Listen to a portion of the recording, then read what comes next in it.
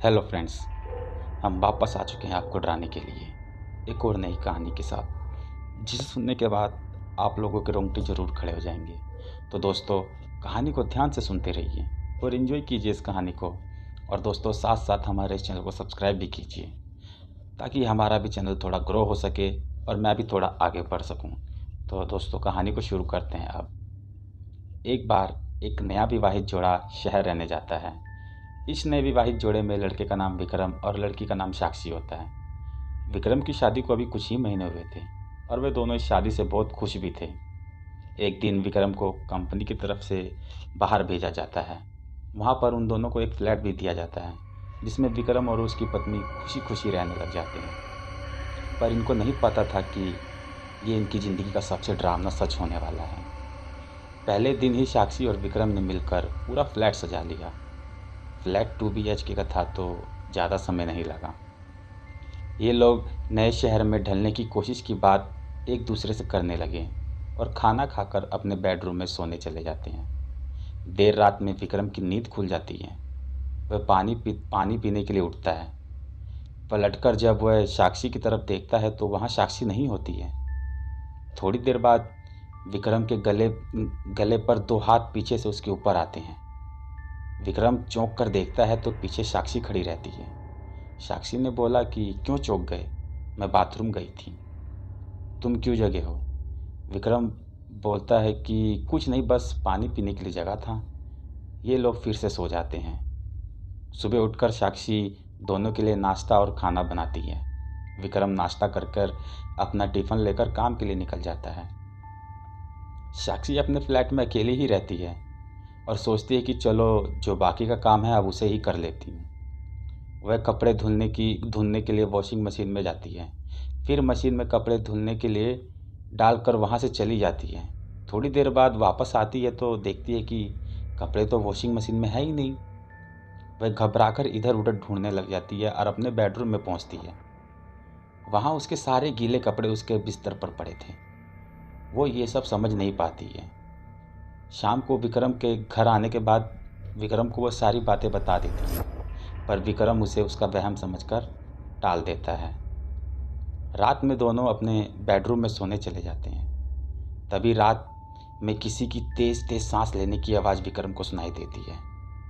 विक्रम धुंधली आंखों से बैठता है और मुड़कर देखता है तो वह बिस्तर से डर के मारे गिर जाता है। वह देखता है कि बिस्तर पर साक्षी के बगल में कोई काला साया सोया है, जो एक आदमी की तरह दिख रहा था। विक्रम दौड़कर बाथरूम में जाकर पहले अपनी आंख धोता है। वापस आकर फिर देखता है तो वहाँ पर कोई नहीं रहता। विक्रम को लगता है कि ये ठीक से ना सोने की वजह से हो रहा है। इसी तरह 1 हफ्ता बीतने के बाद दोनों अब तक कई बार डर का सामना कर चुके थे, पर वह उसे भ्रम मानकर बार बार बात को टाल देते थे। फिर एक दिन रात में दोनों अपने बिस्तर पर सोए थे। कुछ देर बाद बिस्तर हिलने लगता है।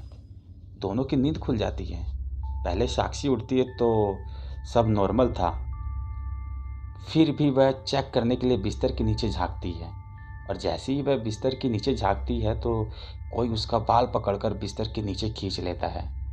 साक्षी चिल्लाती है तो विक्रम जाग जाता है और वो बिस्तर से नीचे उतरकर देखता है कि साक्षी बेड के नीचे से उसे देख रही है। साक्षी के पीछे से कोई साक्षी का सिर जमीन पर दबाया हुआ था। वह फिर जब टॉर्च जलाता है तो वहाँ पर कोई नहीं रहता। फिर वह साक्षी को बाहर निकालता है। दोनों बहुत डर जाते हैं। विक्रम और साक्षी दोनों कमरे से बाहर जाने की कोशिश करते हैं, पर कोई दरवाजे के पास खड़ा रहता है। दोनों की हिम्मत नहीं होती आगे बढ़ने की। तभी विक्रम अपना टॉर्च जलाने की सोचता है, पर टॉर्च काम नहीं करता। इस दौरान वह देखता है कि साक्षी उसके बगल में नहीं है। वह इधर उधर देखता है तो साक्षी दरवाजे के पास खड़ी होती है और डर के इशारे से कहती है कि तुम्हारे पीछे है वो। विक्रम डरते हुए पीछे पलटता है, तभी उसे एक जोरदार मुक्का पड़ता है, जिससे वह जमीन पर गिर जाता है। उसके बाद उसके ऊपर के कमरे के सामने से उस पर हमला होता है। विक्रम को काफ़ी चोट आ जाती है। उधर साक्षी दरवाज़ा खोलने में कामयाब हो जाती है।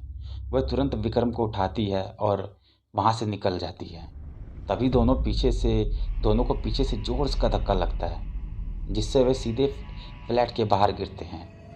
वे तुरंत ही लिफ्ट के पास चले जाते हैं और बिल्डिंग के बाहर पहुंचने के बाद देखते हैं कि कोई साया उनके फ्लैट की खिड़की से झांक रहा है, जो थोड़ी देर बाद गायब हो जाता है और फ्लैट की लाइट भी बंद हो जाती है। विक्रम और साक्षी इस बात को समझ चुके थे कि इस फ्लैट में कोई है, और वे दोनों दूसरे दिन मैनेजर को भिजवाकर अपना सामान वहाँ से वापस निकलवा लेते हैं और वो दोनों कहीं और चले जाते हैं रहने के लिए। पर यह हादसा आज भी उनकी रात की नींद उड़ा देता है। तो दोस्तों, कहानी को अभी यहीं ख़त्म करते हैं। कमेंट कर ज़रूर बताना कि कहानी कैसी लगी।